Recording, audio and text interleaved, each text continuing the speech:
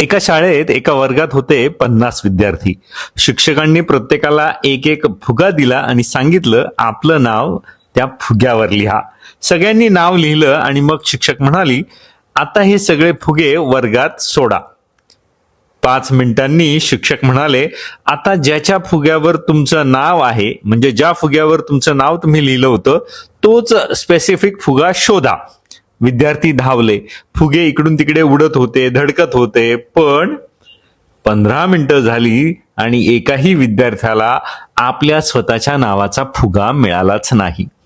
क्षणभर शांतता पसरली. विद्यार्थी फ्रस्ट्रेट झाले. मग शिक्षकांनी नियम बदलला. ती म्हणाली, आता स्वतःचा फुगा शोधू नका. जो पहिला फुगा हातात येईल तो त्यावरच ज्या व्यक्तीचं नाव किंवा ज्या विद्यार्थ्याचं नाव लिहिलंय त्या विद्यार्थ्याला द्या.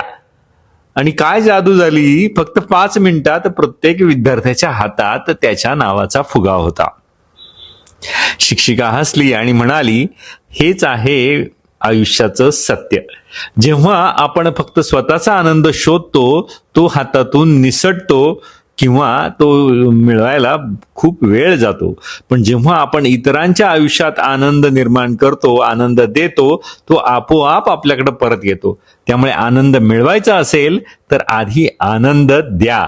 कारण आनंद ही शोधायची गोष्ट नाही, तर ती वाटायची गोष्ट आहे.